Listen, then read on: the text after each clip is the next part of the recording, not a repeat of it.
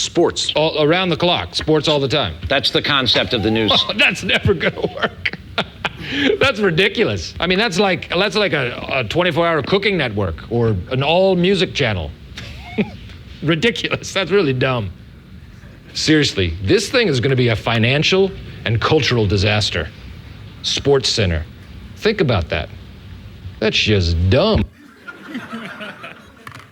Well, fortunately, he was wrong, and we had some, great innovators who started ESPN in 1979, and we continue to innovate to today. I want to thank everyone for coming to this panel. I'm David Saferstein, Director of Creative Technology for ESPN, based here, working part of the team for the Sports Lab. How many have been involved in some of the ESPN Sports Lab projects? All right. How many want to be involved in some of the sports? Good. Well, it's your lucky day. Go to the Connect page, and there's a Sports Lab link on that page, and it'll have all the information, things that are coming up. We are doing monthly sessions. We had one last night, large crowd. We'll have one coming up in March as well. All the details are on there, and we look forward to getting more of you involved. We've been here about 2.5 years now, and it's been a great experience, and continue to grow and work with everyone here. One quick note, if you're tweeting anything about the panel, it's hashtag Full Sail HOF they want you to add. But like I said, we're here about innovation technology. We have a great panel who's traveled down from the warm weather in Bristol to join us down in Orlando. We'll start with far end, Anthony Bailey, Vice President of Emerging Technology. Next to him, Marina Escobar, Senior Director of Creative Technology. Seated next to her is Kevin Stallworthy, Senior Vice President of Content and Information Technology. And Jason Vega is a concept developer and works on a lot of our visual effects projects, and he'll explain that as we go through the panel. First, I just wanted to give you an idea of some of the things that emerging technology works on. So here's a little reel of our work.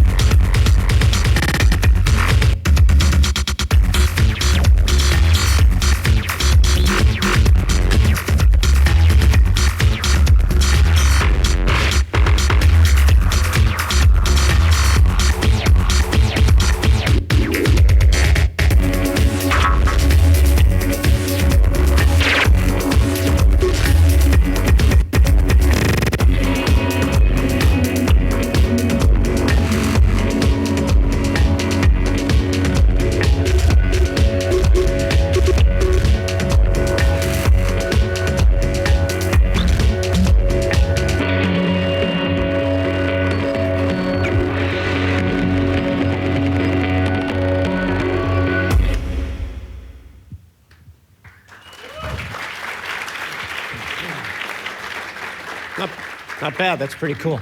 Let's go down the panel. I want them to tell you a little bit about themselves and how they got to ESPN and what they work on now. We'll start with Kevin. Thank you, David. How's everybody today? Good crowd. I'm Kevin. I've been at ESPN about 21 years. In a former life, I was a director. I used to direct a show called Sports Center. Some of you are familiar with. Probably your dads were familiar with the show I used to do, though. Keith Olbermann and Dad Patrick, back in the old days. It was quite a while ago. But these days I run, as David showed you, a large group at ESPN. I think most people think of ESPN as a content company. We clearly are a content company. But behind the scenes, we've got about 900 people working in technology. And I had the good fortune of representing about 800 of those people, including this group, which is the Emerging Technology Group, the video you saw behind there. Our IT department, our engineering department, our software development department, our audio engineering department. I think I got them all in there. And it's quite a few people. And I think what I'm most proud of ESPN is we've really blurred the lines between what most corporations have a typical IT group and a typical, if they're television engineering group. And we've done a good job of making sure those skills are cross-pollinated and people are getting the opportunity to do what they're good at as the technology changes. And I think what also at ESPN, and Marina can talk a little more about, is we give people opportunities. Again, I'm not an engineer. I don't write software. I represent a group that does all of that, and I think it's about leadership. So we're here to answer your questions about ESPN and what we do and how you might be able to get involved when you graduate here at Full Sail. Great. We'll learn a little more about Anthony Bailey. All right. I've been down here numerous times. Yep. I've met many of you. First off, I want to say thanks for all coming out. When we were offered this opportunity, we love to come and talk to the students here because we strongly believe in the relationship that we have with Full Sail. And we believe that in the 2 years we've been working here, we've gotten a lot out of it. I'm the Vice President of Emerging Technology at ESPN. I've been there for 17 years. It's a very different company today than it was 17 years ago. When I started, I worked in a trailer. We had mice in the trailer, and the way they got rid of it is they got us a cat, and that's a true story. That's right. And then the cat chased the mice into Sports Center, and the way they got rid of them out of Sports Center was they got a cat. And they put cat, and then the cat had kittens, and then we had cat problem around ESPN. We had no indoor plumbing, and it was a great place to work. Still is.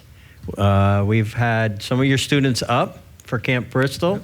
And they could attest that it is a big, thriving campus, which, all the sausage is made. As Kevin said, you'll hear our president say that we're a content company.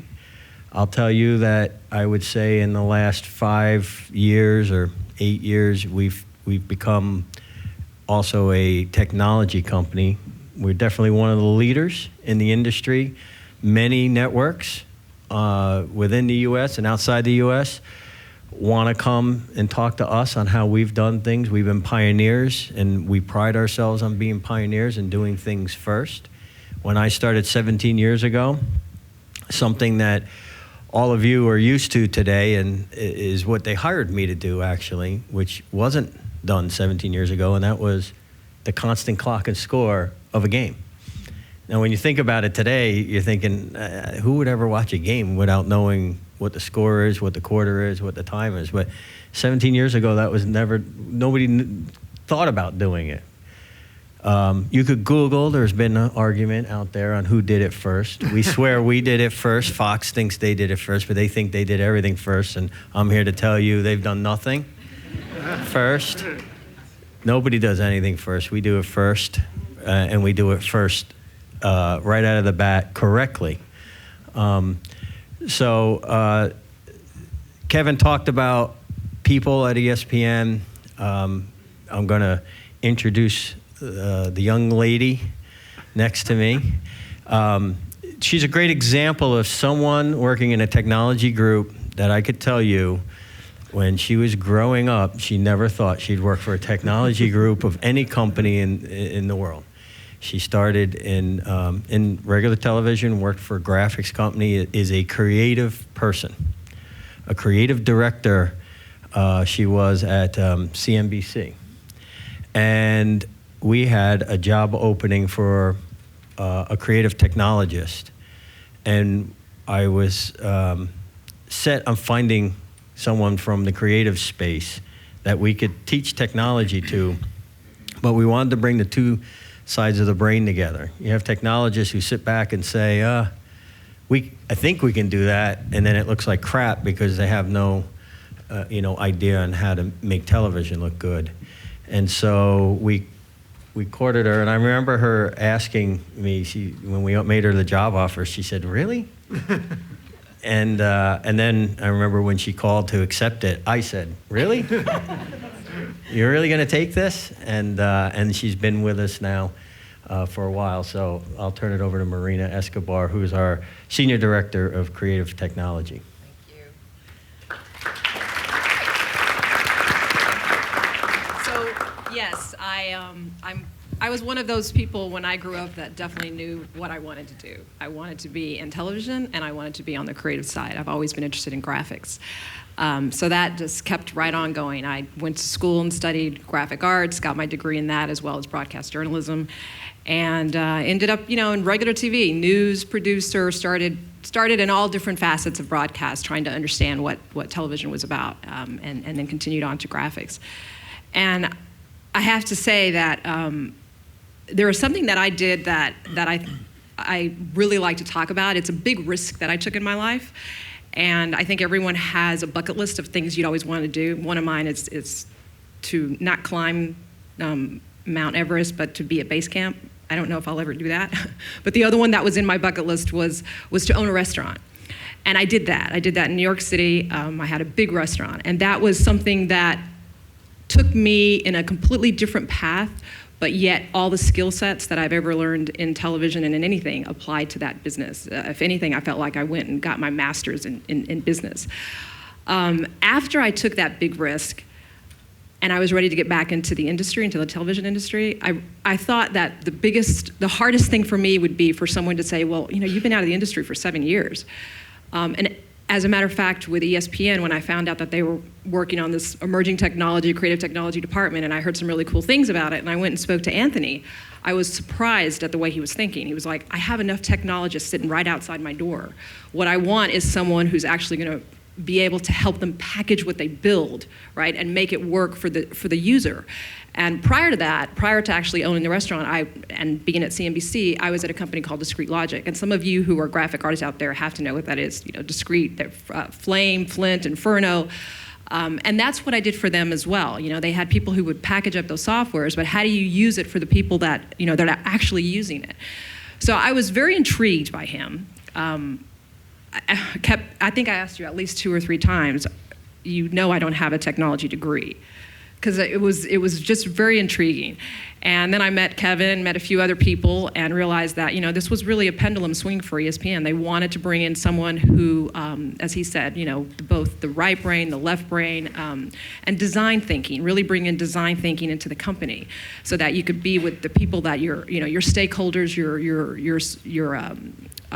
the people that you're actually building the product for, and start from the beginning working with them to figure out how to do it.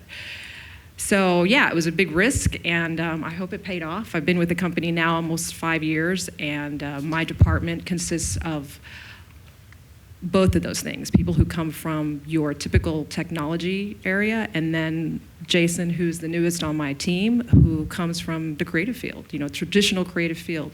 And it works, it really works. And even though I consider myself a very unlikely technology hire based on my skill set, I think it's totally changing. And anyone who's creative could go into any different company now. So, and if you Google Marina Escobar Food Network, yes, I was on the you will see her in her restaurant and some of her favorite dishes, which she said she'll do outside later on for all of you free tonight. If you like Colombian food, you will love this food, yeah. And I tell you, people ask me if I have any regrets, because I did it for so long. I don't. The only thing that was difficult in that business is that I felt I didn't have people to bounce ideas off of, And I tell you, the hardest day of the restaurant business is today. Valentine's Day. I worked that for 7 years in a row. Yeah. Now I'm here. Now I'm here. So with that, I'd like to turn it over to the newest member of my team. Hi, I'm Jason Vega. I just started at ESPN about 9 months ago. I'm not from the traditional background that they're from. I'm a creative. I'm actually worked at this company. I worked at Walt Disney Animation, and then worked at this company, a commercial house in New York called PSYOP. And then I worked now at ESPN. I didn't think I would work towards ESPN, considering that I was at Walt Disney Animation. That was kind of the plateau of where I wanted to go. But it's been the best decision I've made in my entire life. It's really interesting. It's to work to what they said, it's bridging the gap between creative and technology, which is right up, like I write scripts for Maya and different commercial packages, and this is just like 2 different art forms, and it's merging it together. While I was at Walt Disney Animation, actually, John Lasseter, told us something that was actually really cool, and it kind of applies to this. It really applies to this group, is that let the creative drive the technology, and not the other way around. Let your creative bone, your creative drive what technology will come. And here, Kevin, Anthony, Marina, they all promote that. They promote to let your creativeness and your drive, let the technology catch up to us, and just make what you want to make, and then we'll see it to the completion. So this group has been pretty awesome. That's great. And at the end, Jason's going to go over what he's been working on. We thought it'd be really cool to bring him down since he's closer to your age than the rest of us. But he's been in your seats, and he's figured out where he wants to be, and what he's brought to ESPN is a very unique product idea that we're working on, that we did for the X Games and that we're doing for commercials, and I think you're going to be floored by what he's brought to the table with the technologist back up in Bristol. It's a great panel, isn't it, that came down? So what we're going to do, we're going to end with our newest technology and Jason, and really go back to some of the original stuff. Has anyone seen a football game on TV without the 1st and 10 line? Just a couple. Well, Recently? there used to be a time when Or there were you wasn't. watching ESPN Classic? You were watching Classic? You are a big ESPN fan. Yeah. Nice. And a Giant fan. You're not a Yankee fan, are you? Oh, Yeah, sorry. he's it. Get out of here. He's got Knicks? Yankee. There we go. Where's the You got the Knicks? Knicks. You got Knicks? No Knicks? No Rangers? Knicks? Oh, all right. You just became my favorite person. So we're going to start with the 1st and 10 line, and Anthony's going to tell us how that started, how we do it, and where it's going. So the 1st and 10 line started at ESPN. There's another one that you could read, and we take credit for it, but others say that they had it in the works. This is the first game it was in. It was a Sunday night football game. It was Cincinnati at Baltimore, 4x3 SD back in the day. And we did Sunday night football back then. We were the ones that made it premier game of the week. And what it was our way of saying we need to tell the people a point of reference. Where does a guy need to get to? So we worked with a bunch of guys out in California. They came from the mapping industry, actually. And they actually did the glowing puck for Fox, which was a complete and utter disaster in Canada, because the Canadians felt like it screwed their game. And we think it was a disaster here in the U.S. too. They proved a lot of things with that. And they were able to take that learning that they had from there, come and instrument the cameras at the stadium. In this game, it was done in 2 cameras, camera 1 and camera 2, the 2 game cameras. That's all it was done on. And it was done in a truck, and it needed a full truck to do it. So as you can see, this is them doing it. It needed its own truck to do it, and had a lot of technology to get it done. And this was done back in 1999. And since then, we do it now in Iraq. We do it from Bristol. We can do it from Bristol. We do games from Bristol. We also do games out on site. We do it with one person traveling, and it's become a staple of every telecast on every network, whether it's a small regional network or a large sports broadcasting network like ESPN. And we've added a lot of things to it now. So it's not just a yellow line on the field telling you where the first down marker is. It's telling you where the line of scrimmage is. It has the down and distance. We could do advertising off of it, red zone, kicker's line, anything that we could dream up, we could now lay down on the field in real time. with no more than a 6-frame delay from the truck. And then we've morphed it now into doing what you're seeing here into basketball. We've done hot zones. We've done shot charts. We can do stats. We can do advertising. We've done the 24-second clock. Per a request by the NBA last year, they came to us and asked us if we would put the 24-second clock down on the court because they wanted to be able to show their owners that it doesn't ruin the court for probably future thinking of advertisements on the court for revenue.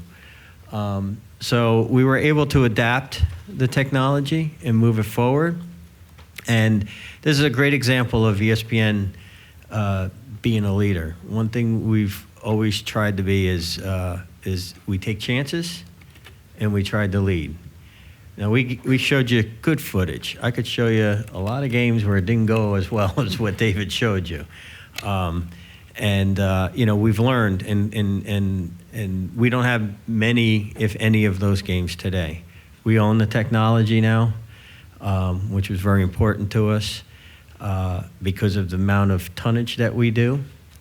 And our goal is always to look to enhance the fan. So we have one mission. The mission is all of you. If you read the mission statement at ESPN, it's about the fan. It's about delivering the best to the fan experience. We don't do anything if we sit back and say, that's just a gimmick. Fans are going to hate it. Now, there are times when we've done things where we thought it was cool. Draft track on NASCAR, which comes off of this technology. And we thought it told a story, but when we actually did it, we realized that the fans didn't like it. They didn't feel like it helped. They felt like it confused them more than anything else. But for the most part, every time we look to do something new, it's to enhance the game, to tell a story, to enhance the fan so the fan can really understand what's going on, make it easier for them. And that's always our goal. We don't do things just because we can. We do them because we feel like it's going to make things better. Great, thank you. We're going to go on to another technology that was developed a number of years ago, and another one that continues to evolve and we find different uses for, and some of the elements that Marina is going to go over were shot here on campus at Full Sail. So before I talk about how it evolved, I do want to tell you that when Virtual Playbook first came about, it was the year that I was hired. The team had already come up with the idea, and it's such a great story, and the person who tells it best, of course, is this guy who's been with ESPN pretty long, so go ahead. One thing I have is stories. If you guys want to stick around all night. So Virtual Playbook, we were actually sitting around in a conference room, a few of us that actually work with Jason, a gentleman named Steve Keeney, very creative guy, and Mike Zigmont, myself, and a guy named Dave Casamona. And we were we were watching on the monitor. It was like 4 o'clock. There was an NFL primetime show on, or one of our NFL shows was on. And we looked up and we saw our announcers trying to show a play in their suits. And it looked bad. It just looked awkward. They looked awkward. They looked like old retired guys trying to do something wearing suits out on this beautiful new set that Kevin's team had just built and just did. Biggest set we had. It had an NFL field on it. And Steve Keeney looked up and he said, if we can't make this look better, then why are we here? We should all just pack it in, go work in the cafeteria. And so we went off and we worked on it with a couple of foreign companies. They went to some animation conferences and came back, and we built 2 silver guys that moved and acted like football players, and we thought this was great. This is cool. We sat down with the production team. We felt like we got an Emmy here. We're gonna knock this out of the park. And they looked at it and they said, "It looks like 2 silver guys, Greco-Roman wrestling. And a young lady in the room, Stephanie Drewley, said, "Why can't you get it to look like that?" And we turned around, and it was Madden 08 commercial. She goes, "If you get it to look like that, we'll use it." So we looked at each other and we said, "All right." And then we left, and we actually came down here because Madden's is built in Tiburon Studios. And after numerous meetings with them of us saying, "We just want your assets, give us your assets and get out of our way," they finally understood what we wanted, and we actually built a partnership and actually built it.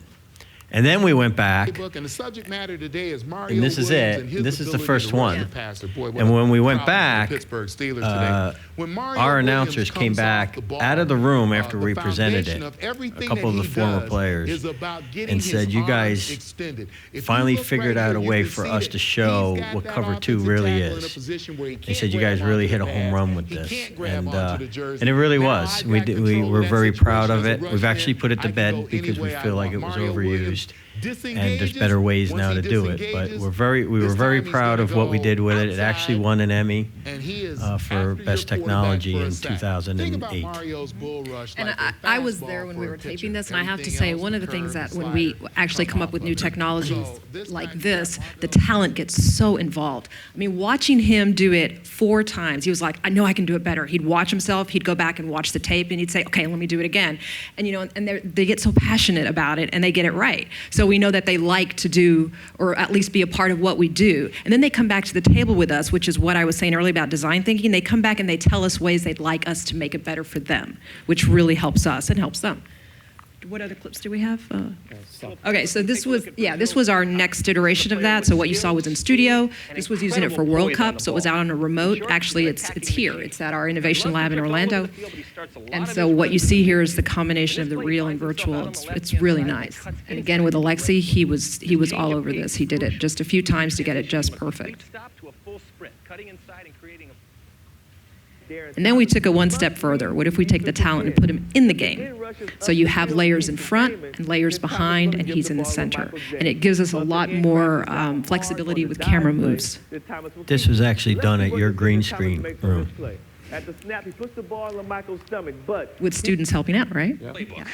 And this was the latest rendition of our virtual playbook. We called this tabletop, but it was named something else. Game View, thank you very much. So for Euros, we actually had the international team use it as well, which is not a clip here, but they used it in a completely different way than Alexi did.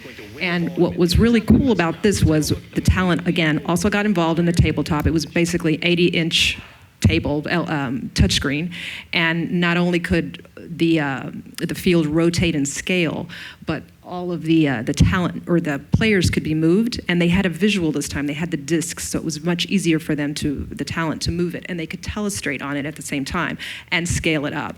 So they really loved this tool, and they're hoping to get it for World Cup as well.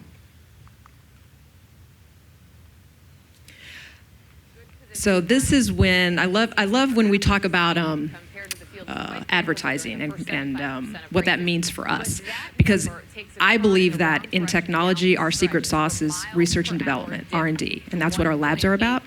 And when we can get a backing of a company to help us kind of go through some of these technologies, it's good for us and it helps us. And sometimes they come to us and say, what if you just put our name on something like something really cool you're doing, if it's a virtual touchscreen, and then we're the ones who can use it for, let's say, SportsCenter at a certain time. And that's what these are about. Samsung, IBM, Ford. Well, also we've had where Southwest has come, Southwest Airlines came to us and said, we want to get in the golf business, and we want to show people, because a golfer is a certain echelon of I wouldn't say wealth, but it's the working type of person, goes out with his 4 buddies, and they wanted to get into that market. So they came to ESPN and they said, hey, what do you guys have that's going to show that we're a very progressive, technology, cutting-edge company in golf?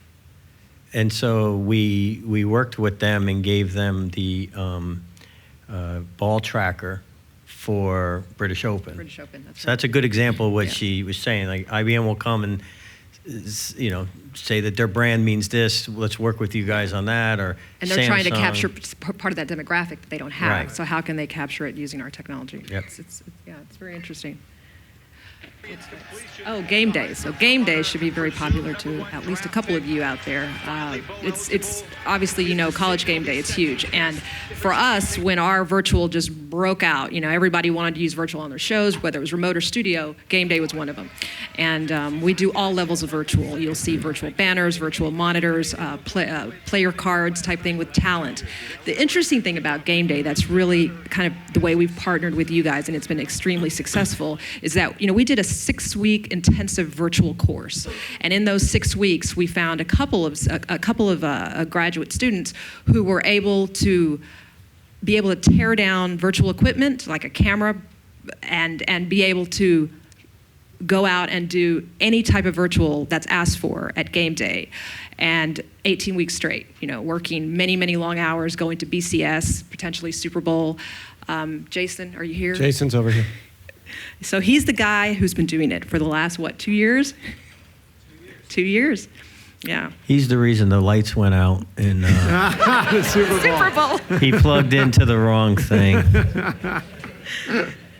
Full Sail's getting the bill. The Orlando And Magic All-Star Center Can I just add joining one more us now. thing? I'm sorry, can you stop it? I want to just add one more thing on game day, and this is across the board. One of the things that we really like about Jason and everyone else that that has come and worked for us is that, again, it goes back to, I don't think the technology is so important, but it's the professionalism that is displayed, and then the technology comes later. And he caught on really quickly to a point where now we're talking about, okay, what's next for you, Jason?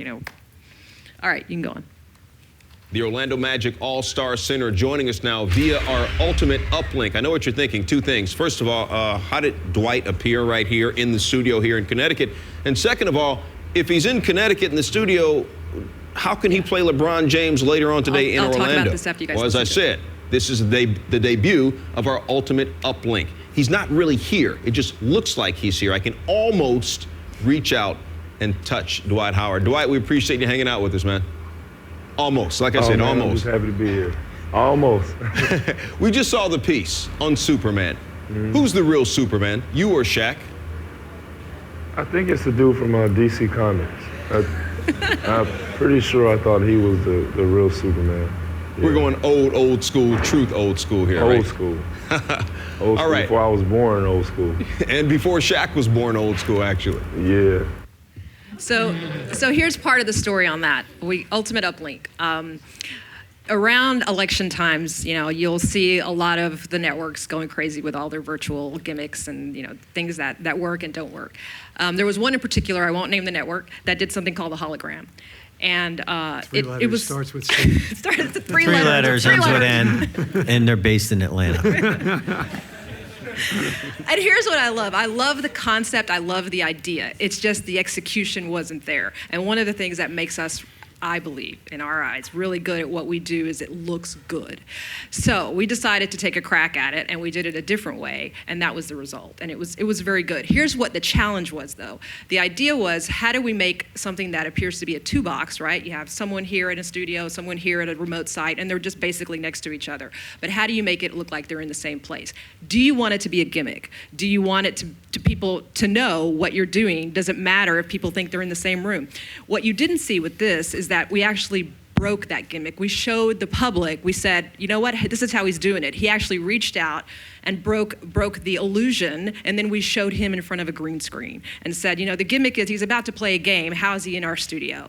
So we still have yet to find how we're working through this other than a gimmick, to make it look like it's practical and, it's cost effective and that type of thing. But again, it's pushing the envelope, and I think we did a really good job with it. Visual effects, you guys should know about that. Visual effects, VFX, that's a new group within creative technology, a group that here is under Anthony and Kevin. Jason is our latest addition to that group. So visual effects was a way of looking at the way cinema runs, all these type of things that you do in film, and how can we use some of that in television? How can we push it further with virtual? how do we use our content? How do we take something that people know is happening right now and put it into something that looks so cool that you're going to say, how in the world did they do that? Because it looks like it was something that was post-produced. So that's VFX. I'm going to have it go through the clip first, and then I'm going to throw it to Jason. He can tell you all about it. That video and that clip is live.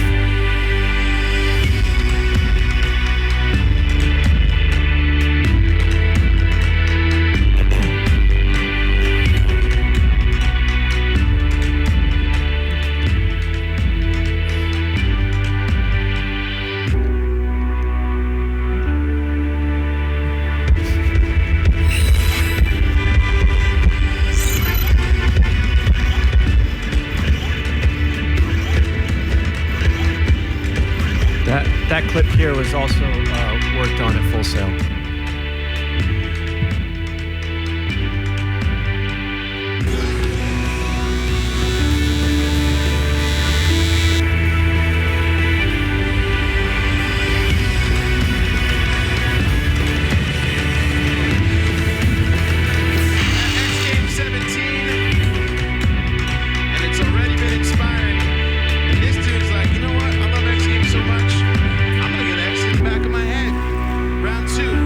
That's actually real. That's not fake.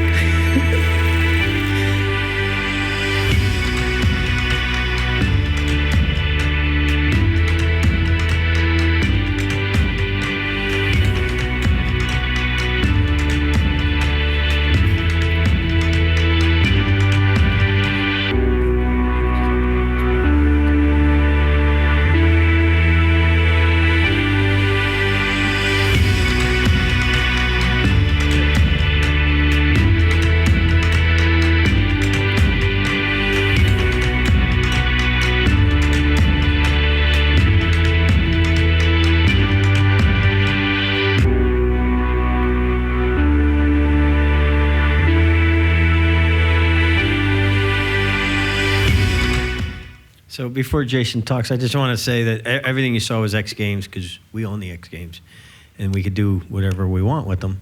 Right.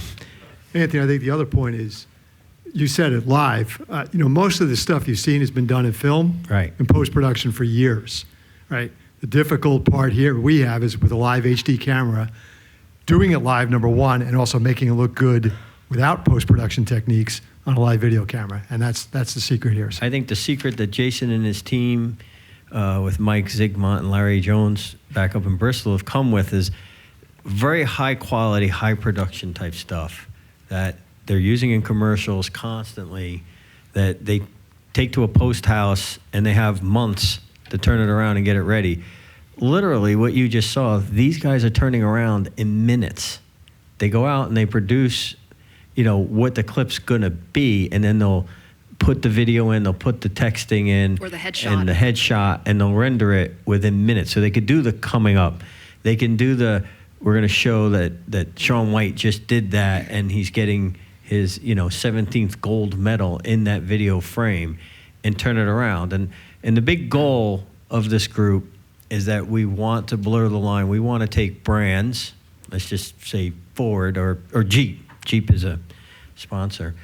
And we want to embed Jeep's brand and message inside the X Games, where their commercial in the X Games, it's blurred. You don't know which one is which. And we want to do it the opposite way too. We want to take the X Games and put it inside their commercial in a real time, where people are like, how did they do that? So that's the value that we're seeing, is that we could turn these things around quickly, very high production value. So we'll let Jason.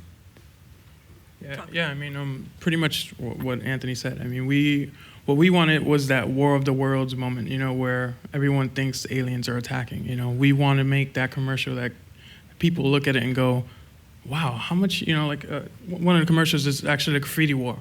It was great. We went to LA with filming, we're doing all this stuff, and when we come out, we go to get food, and this guy goes, man, how much did you pay that graffiti guy to do all those murals? And we're like, nah, that's all fake, And that's what we want. We want to hit it so that it looks real, and everyone goes, wow, how much did you pay that guy? Or how many takes did you do of that? You know, and the funny thing is that it's 4 guys. This is 4 guys going out with a camera, you know, high-end camera, but still a camera, and coming back and making these things. And then we make them automated so that, you know, we can replace it with anything, you know. And the great thing on most of these clips is that you guys helped. You know, you guys helped produce a lot of the stuff that we had from past X Games. And I think one of the things that I bring to the table now is because I did a lot of commercials, and I've worked in film, and I'm trying to take it now to the next level and get more of those moments, you know, because Samsung or Panasonic or whoever it is, you know, any of these sponsors, they're not, you know, they want that wow moment, you know, like the Olympics that just passed, the big moment was that Ryan Lockley commercial. I don't know if you guys know about it, but where he did, he beat a world record, and then this kid kind of erases it, and like they were so proud. They had an 18-hour turnaround. Oh, we do these things within the 10 minutes, you know. Some of them are live. You know, we use Brainstorm, and we have it on live stuff, and we integrate the live into the commercial. Now what we're trying to push forward is going even deeper than that. We want the live content in real produced commercials for sponsors. And that's the next step, and that's where we're going with it. And it's pretty interesting. We do the ones. Talk about that one. Yeah, this is the latest one we did, and we did this with me. We went to film in France, and afterwards, you know, we came back. Me and my coworker did this in 2 days, and we can put anything on there. You know, that scrolling top part is not real, and the front part is not real. That's just us doing that in there. And now like I said, I also script and stuff, so now I've automated it so that it's down to like about 3 minutes. Push 2 buttons and it's ready to go. So to a sponsor, you know, we can get, you know, 10 sponsors and put them on the front of that. And it will just look like we paid someone to do decals each time. And so that, you know, that's part of what we're trying to do. You know, we're trying to go for that next moment of where people go, wow, that was amazing. How did you guys do that? So. Let's go back and watch this one again and talk about what's live and what's not. So in this monitor here, there's actually a live event that was going on at that moment. So where Ryan Lockley had 18 hours to do what he did, this is live. This was happening at that moment. And the beauty of this one is that that's live, and then all of a sudden there's a robot in the street. Well, how did that happen, right? So it makes people go, hey, what did I just watch? How did that just happen? And that's really what we're trying to push, you know. So, and this was here. You guys did this. You know, you guys helped us with producing this. All the 3D elements in this, the robot, everything else, that's you guys, you know. And it's been a great collaboration between us and you guys. And that's what we're trying to do. And this, all you guys do, this whole part right here. So, yeah. So as you can see, like the back plate, of course, is real. And the robot is what, you know, with the 3D passes and everything, and we try to integrate it and make it as real as possible. But, yeah. So now the next level for us for VFX is, as it relates to X Games, is, I don't know if you know, but we have X Games that's gone global for us now. So we'll be going to Brazil in the next couple months, and then Barcelona and Munich, and back in LA and Aspen. And what that allows us is, with this technology, then we're able to, if sales sells, for example, some of this advertising, then we can stream it more than one time, right? You can put the effect out, but it can now be isolated to wherever it's going, not only with the advertisement, but with the way it looks as well. So. Great. We're gonna set up for some questions. If you have questions, gonna head over there. Anne's waving, and head down to the mic. Well, you know, while you're heading over there to ask questions, I'll ask the first one of Kevin.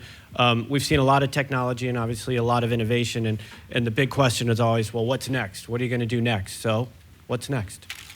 Well, if we had the answer, David, we wouldn't. What do you think is next? You know, what you've seen again today is a small part of the technology at ESPN is really the on-air effects of a lot of stuff that we do here, from the bottom line to the rundown on the side to the virtual graphics, et cetera. But, you know, ESPN has been leading in a lot of ways in technology, from one of the first distributors of satellite to 3D. You know, the story behind 3D is a small group in Anthony's group that kind of fell in love with the technology, grabbed some cameras, started playing with it. There was no push. There was no one really doing it. Films clearly, you know, it's been, by the way, it's been out there for 50 years. And, you know, new opportunity to see if the technology was there for live. And, you know, we're the first network to go live with it. Now, there's still a lot of discussion and concern about it as a business. What we can tell you is the technology is real. And what I think the next step is better resolution means it's more real. So the next technology we're looking at is 4K and following that 8K. And 4K is 8 times the resolution of the current HD picture. And again, don't know what the business model of that is, but what we do know as technologists is that more pixels matters. And the opportunity to grab video in the best form means we'll be able to do more with it. So it's one of the things we're looking at. The consumer electronics industry, of course, is very interested because they want to sell you new TV sets every 2 or 3 years. And that was the push on 3D, you know, and frankly.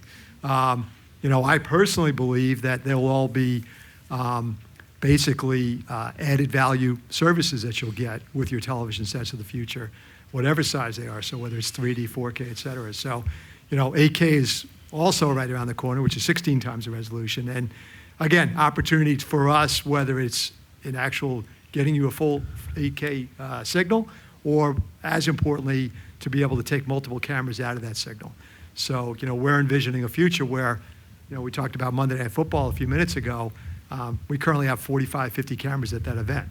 If we can, in the future, put 4, 5, 6 cameras at an event and actually produce it looking like it's 40 cameras or 50 cameras, we may have a new opportunity to not only reduce the cost of what we're doing, but actually giving you angles that we potentially couldn't have gotten with the current status of how we do it. So we don't have the answers to that. You know, second screen experience is certainly something that is very interested, and we want to hear some of your thoughts, David, as we go around here to do it.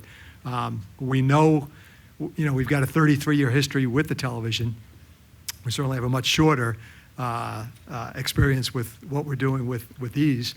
But we know you, as a younger audience, are looking for more opportunity to take the data that we have. You know, television is a finite business. It's 24 hours a day, and that's what it is here. And, you know, for years, we've picked, as producers, what to give you as the audience.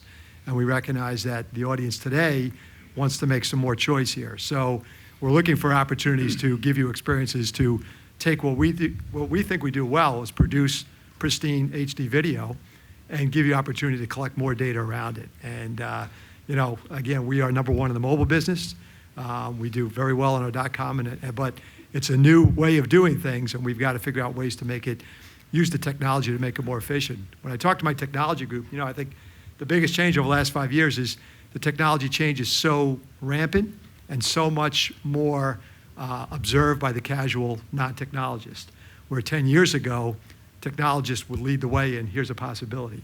And now everyone at home, every consumer gets to see something from our competitors, from a different industry, et cetera, and we're constantly trying to not play catch up to try to get ahead of that curve, you know, with our non-technology staff.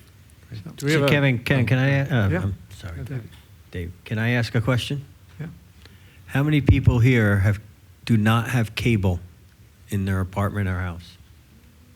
There's cable. Cable. You have a multiple. You do not. So satellite. You do not have cable Satellite or phone. satellite. You're not getting television. So you guys are what they call cord cutters.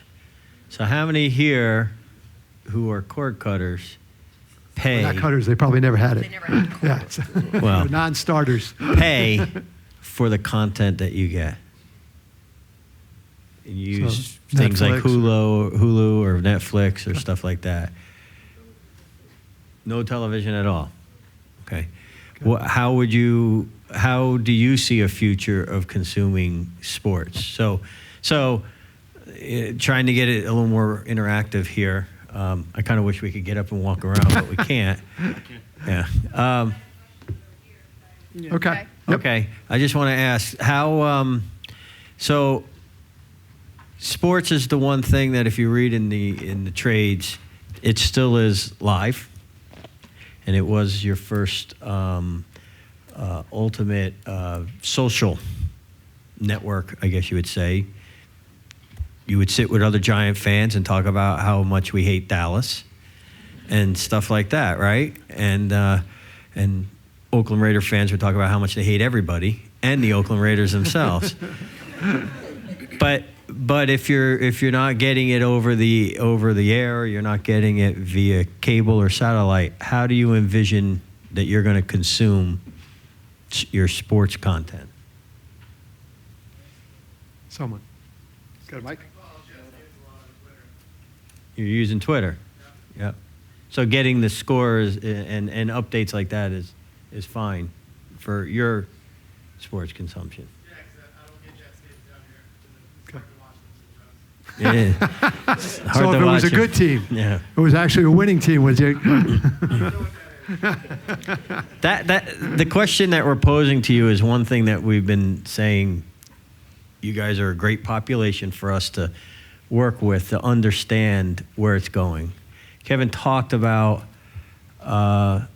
technology is moving so fast. We actually created a group called the Affinity Group where we sit down with like-minded companies that we don't compete against, i.e. Under Armour, even teams. The Red Sox are in it, the Miami Dolphins, many companies and teams like that, where we're actually discussing this because the teams have the same issue that we think we potentially could have in the future. The teams are having the issue of how do they get you to come there when the beer's $10, the parking is $20, the guy sitting next to you is an idiot, and all that. And the television experience. And is the great. television experience is really good. And then our thing is, well, the television experience is good. We paid a lot of money to have that, but there are people who don't have it in their house to watch it. Now, maybe the bar businesses come back, and that's something we want to learn. We want to understand because we feel like we are a progressive company that tries to stay and deliver the fans how they want. We've heard the Twitter. We've heard a lot of people use Twitter over our bottom line or over our apps on here. And we've been in discussions with Twitter about, what ESPN and Twitter can do together. But that's the type of stuff we want to really learn and work with you. I think we're also like, even with us, the visual effects group, we're trying to do more things to keep you guys engaged, and keep you guys, when you guys tweet, put them in a visual effects commercial. Put something where you guys go, oh my God, that's my tweet. How do they do that? Yeah. And, by having you guys, and that's what we're hoping to do with our commercials, by having you guys go, did I just watch live content in a commercial? You won't want to get up. You want to stay there.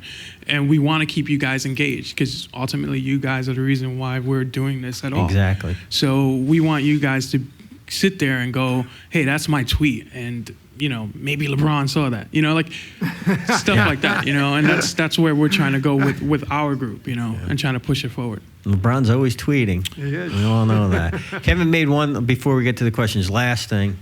I don't mean to hijack this, but Kevin made a point before, and it's something in the industry we've been saying now since HD, is that pixels matter. We believe pixels matter. But I guess my question to all of you is, do pixels matter? There you So go. to you, they do. So watching on here, is that an issue? No, because the quality on here is what you like. Right. Watching on here, is that an issue? Yes and no? Sometimes. Sometimes. Yep. But So quality means a lot. Still means a lot. Delivering good, like that first and 10 game, you guys wouldn't accept today, right? Honestly? No, neither would we. Right. I mean, this is the Gestapo here. He gets when he sees something bad on our air, a bad camera feed coming in from somewhere, he's calling everybody and their brother to get it shut down. But so I just wanted to hear, we feel strongly that pixels matter and we have to protect the quality of what we send out, no matter what the screen is. And that's our first thing. How many, just as long as we're talking about the second screen, how many are watching two screens at the same time? How many, what about three? Are they all about the same thing? No. Well, how many are you doing Facebook on one, email on the other, and watching TV up? Is one of them homework? And there's a distinction with that and when they're at the game, right? When you're at a game, how much of this are you doing? Because we show a lot of face down type, a lot. Yeah, there you Twitter and Instagram. And you feel like this. May I ask you where you do it at Orlando Magic or?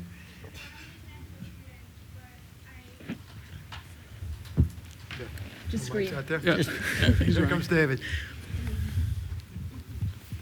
Bob Barker. Sorry, I'm an international student, EBMS, Entertainment Business Masters. But when I am at the games or anywhere I'm watching it, I'm always tweeting about it on Instagram in shots of the TV or the laptop or screenshots on my phone of whatever. I'm always sharing because social media is what I like to do. Because the teams, actually, it's actually a project that teams approached ESPN, and we're helping them. We actually did a test down here with the Magic, which was not a good test because they don't have a compelling team on the court. And so, I know it's funny, but it's true, and they knew it. And we actually went back to the NBA and said, we need to go where there's a compelling team to see if the theory is, and you might have heard Mark Cuban's been saying it a lot in the press, is that the teams are losing to the look-down experience. That if you watch, and we did this, we actually filmed an entire section, and it's true. They spent more time looking down at their phone than they did actually watching the game. And what we found in it, which was interesting to prove to the teams that it actually is happening, is most of the time in the Magic game, they were playing the Brooklyn Nets. Most of the time in the Magic game, when they looked up, was from an audio cue of cheering or boos. Right. So people were like this, and then when they looked up, they didn't look up at the court. They went like this. Replay. To the big screen, and then they went back down. and what's interesting is the teams aren't monetizing that, right? You're using Twitter, you're using Instagram. They have nothing to do with that. So they lost you. And that's a problem that they're having. That's a problem that we feel like we actually have to help them too, because a sports fan, we want to touch you everywhere. At the arena, at home, Should we take some questions now then? Let's go that way to questions. Let's get questions. Go ahead. Before he puts another foot in his mouth. On that note, that was a good place to stop right there. A Yankee fan, good. I'm Dominique Littleton, entertainment business. And you said earlier about the lights going off at the Super Bowl. I was just wondering, what's the first thing ESPN does when something big like that happens on live TV? Well, hopefully it doesn't happen for us, first of all, which is really interesting. Actually, Ken Agard runs that group, and we know him very well. And they elected not to have a generator on their booth. That's basically what happened. You can't stop the power from losing there. Their truck wasn't lost because you have backup power. It's always decisions you make on where you go there. In Bristol, we have the advantage of always having a live studio ready. We call it the wraps operation. So whether we're doing a college basketball game or baseball game or football, there's a live component back in Bristol that usually handles halftime, between periods of games, or whatever those are. So we're instantly, and you won't see that at most networks. Number one, it costs money for them to do. Number two, they're not as good at it, and they don't do it on a regular basis.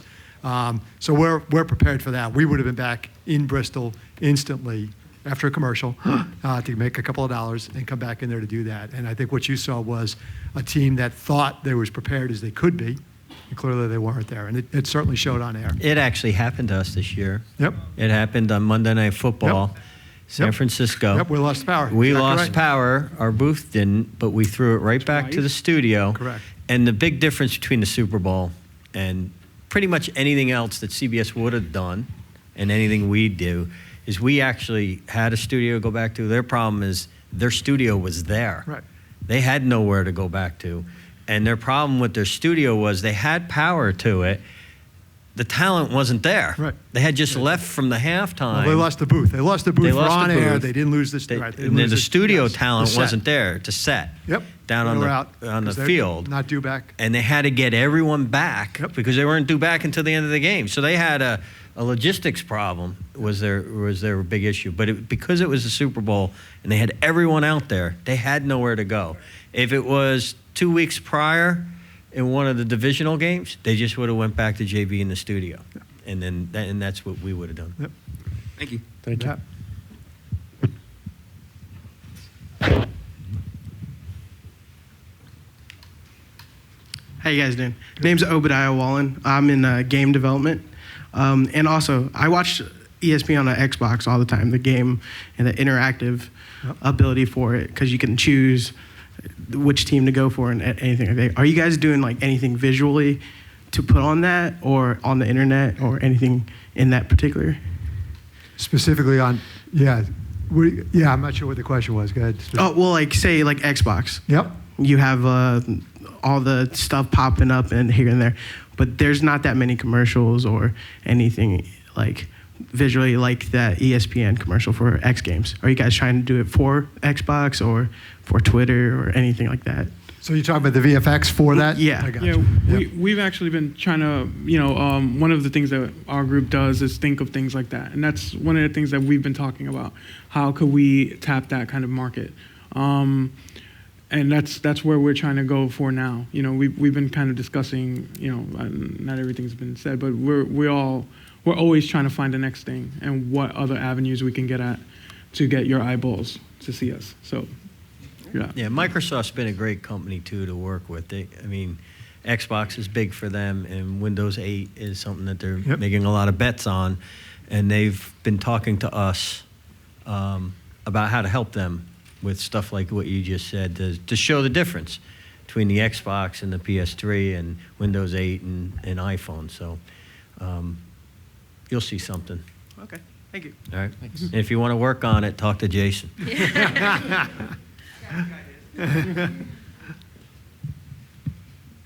Hey, my name's Mike Manley. And I was Does just everybody wondering- here come from New York? We had New York Yankee hat, Giants, and Syracuse. I'm actually Jersey, but... Jersey. All right, so am I. All right. I was wondering... I'm in the film business. Or not the film business. The film... You will be. I'm in the film degree here. With that attitude, you will be.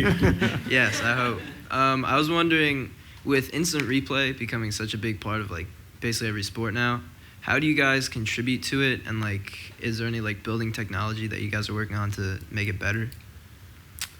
Well, instant replay, it's interesting. If you look in our trucks, what they use is something called EVS. You've probably heard of that, EVS. It was built back in the Stone Age, and they still use it today. But you're seeing a lot more slow-mo. Super slow-mo. Super slow-mo, Mega-mo. We're seeing that, and we're utilizing that more and more. And 4K will be the other thing. 4K. So CBS claimed they had it for Super Bowl. I never did see it. I They watched used the it game. twice. They did use it twice. Yeah. I must have been looking at my iPad when they did. But again, there's an opportunity. So for goal line, so we've played with that same thing. So again, high resolution. Even with 50 cameras, there are spots you cannot see, or you get blurred out by the player or whatever do that. So opportunity to get in and actually see did someone cross the goal line. Now, what we do is we partner with the leagues on those, and they get visions of some of the feeds that we have, depending on what sport it is, and we supply those visions for them to do that. So it's a very collaborative business. They don't set up their own cameras. It'll be feeds from us, depending on what it is. Did you ask that because you have an idea for? Yeah. No, honestly, just not currently, but Okay. I was just wondering. I was interested in if they don't have a good enough angle and ESPN does have an angle, Yes. do you work? Oh yes, Yes. yes, yep. Yep. We sure do. We're very collaborative with all the leagues, and even on instant replay. Yep. If the NBA if we feel like we have an angle to help the ref, we will offer it up to the instant replay booth, and then they'll usually send it down to the ref's monitor. Awesome. Thank you. Okay. Thank you. Do we have any more questions?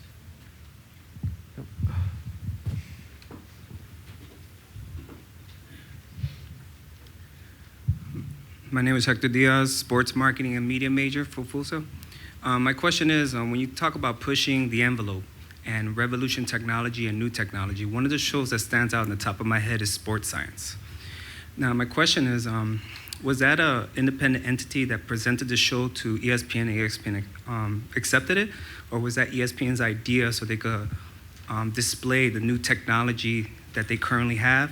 And in the future, they're going to have future shows on ESPN to show new technology for sports. That was a show that actually, that's a separate company called Base Productions. They're literally on the end of the runway in Burbank. Planes fly over them all day long. They did it first on Fox Sports Net. Yep. And it was a full half-hour show. And when Fox did not renew with them, they approached ESPN. At the time, ESPN did not want to do a full 1 hour show, a half-hour show to sports science like Fox. And what we went back and proposed to them was segments for SportsCenter. We feel like they're more entertainment segments that help tell a story. We have many ideas right now working with our production folks about potentially building some sort of a center here in Orlando at our ESPN Wide World of Sports, where we could do more in-depth, we're calling it actually the game changers, because every game, every sport, there's something that changed it. There's and so one of our ideas is the game change, in building something there that actually you bring high-valued athletes through to prove things out, and then potentially you bring yourself through, and then you could say, hey, this is me compared to Tim Tebow or whoever. So we have a deal with Sports Science. I think we actually bought the name. I think we own the name now. I think so. But it is a separate company out of Burbank that does it, and we are looking to do more out of our facility here in the future, near future, actually. Thank you. It's been fun. Thanks.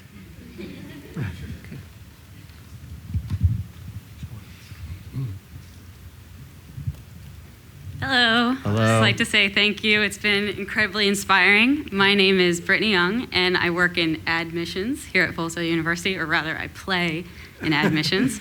My question, or just curiosity, would be how do you feel or believe that sports, music, and art is going to develop in, say, 50 years from now? What's that current vision going to be? That's 50 years? 50 years. Thank you for posing a very easy question. I think I like to keep it simple. Jason's the only one that could answer that, since he'll be the only one left of this panel in 50 years, and he'll still be having his great grandkids with him. Maybe I'll probably have some. I think it's all going to merge. Like I think the beauty of what we're going through right now is just that art and sports and music, they all influence each other so much right now. And I think as we're going forward, we're finding that, like our phones, how much art is on your phone now, right? Pinterest, like I'm addicted to Pinterest, and that's art, music, movies, videos. It's everything is connected right now. And I think going forward, it's just going to be, hopefully, we'll stop rehashing a lot of things, and we'll start going forward into like blending them in better ways. But I think some of the videos we have on ESPN, like highlight videos and things like that, where we have a great soundtrack to it. It just really influences where we go with a lot of it. And I think that's where it's going to go later. We're just going to get more and more influenced by each other, and that's hopefully brings a better age. So. One interesting thing on that is if you look at our X Games expansion, it was built upon those three things. And we wanted to bring, right, Marina? Right. You could probably talk more about that. Yeah, the culture, if you think about Brazil and what people think of when they think of Brazil or when they think of Barcelona or Munich, so those things we're trying to bring into how, not only how we do our show opens, but every piece of graphic that's associated with it. So there's one continuous look, but everything is customized to where it comes from, along with the music, and the culture and the food. Right, exactly. When you asked the question, I have to say something that came to mind is along the X Games line is when you have an athlete that's about to do a run and they're wearing their headsets and everyone wonders what they're listening to. We've talked about that. How do we get that out there? If someone could listen to it at the same time they're listening to it, it's just kind of interesting. Only HBO could show that, though, because we would be censored. Well, thank you very much. I appreciate it. Sure. All right. Well, we're about out of time. How about a hand for a great panel came down from Connecticut?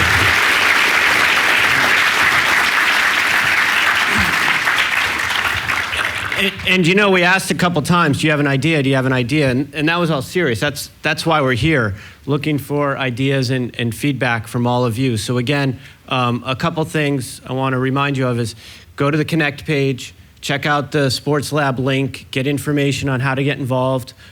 Stop by the lab. We're in 4D in the back, right down the hall from distribution.